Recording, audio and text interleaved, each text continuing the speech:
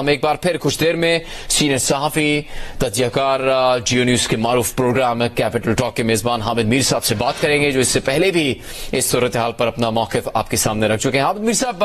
پاکستان نے اپنی بنیادی تمام ذمہ داریاں پوری کی ہیں، اب اس وقت یہ صورتحال پیدا ہونے کے بعد کیا کرنا چاہیے جس سے جنگ کا خطرہ ختم ہو سکے، اور جو ایک ایسے حالات بھارت کی جارحیت کی وجہ سے پیدا ہوئے ہیں جس میں دونوں ایٹمی قوتیں ایک ایسے مقام پر پہنچ گئی ہے جس میں مزید خطرناک صورتحال پیدا ہو سکتی ہے۔ یہ تو ہم نے دیکھا ہے کہ اقوام متحدہ کے سیکرٹری جنرل نے بھارت کے اقدامات کی مذمت کی ہے، تشویش کا اظہار بھی کیا ہے۔ مزید ایسے کیا اقدامات ہو سکتے ہیں جس سے یہ جنگ کا خطرہ ختم ہو سکے؟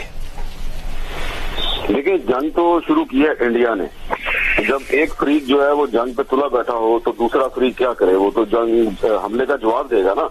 تو پاکستان کی طرف سے ایک انپرووک قسم کی جو اگریشن ہے اس کا جواب دیا جا رہا ہے۔ اب یہ تو ذمہ داری جو ہے وہ انٹرنیشنل کمیونٹی پہ عائد ہوتی ہے۔ اب دیکھیں، جیسا کہ پہلے انڈیا جو ہے اس نے سیولینز کو ٹارگٹ کیا ہے پاکستان کے مختلف شہروں میں،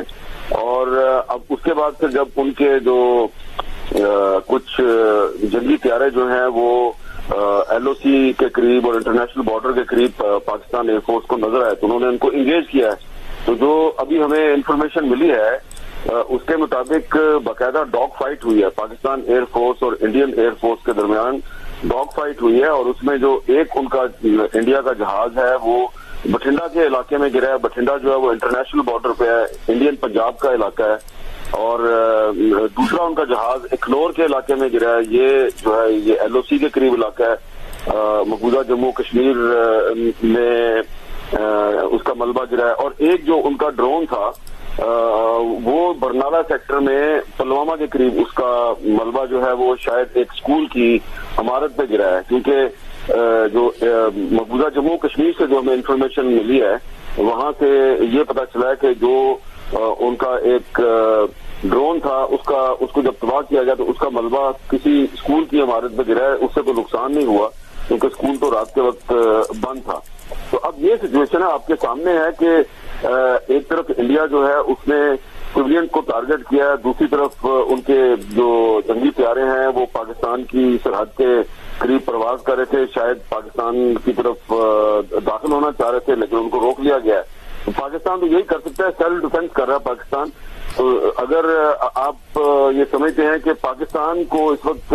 جنگ کو اوائڈ کرنے کے لیے کچھ کرنا چاہیے تو وہ تو پاکستان اس وقت جنگ کو تو اوائڈ کرنے کی پوزیشن میں نہیں ہے، کیونکہ پاکستان از انڈر اٹیک۔ تو جو ملک انڈر اٹیک ہو وہ تو ڈیفینس کرے گا نا، وہ یہ تو نہیں کہے گا نا اٹیک کرنے والوں کو کہ پلیز تم ہم پہ حملہ نہ کرو۔ تو پاکستان نے تو اب جواب دینا ہے، اور جواب دینے کا سلسلہ جو ہے وہ جاری رہے گا۔ تو حامد میر صاحب، بین الاقوامی برادری کی ذمہ داری ہے کہ بھارت جو اس وقت جنگی جنون کا مظاہرہ کر رہا ہے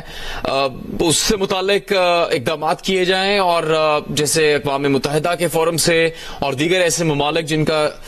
بھارت سے رابطہ ہے وہ اس بات کو یقینی بنائیں کہ بھارت اپنے جنگی جنون کی وجہ سے اس خطے میں جو جنگ کے خطرات ہیں ان کو بڑھانے کی بجائے ان کارروائیوں سے اجتناب کرے۔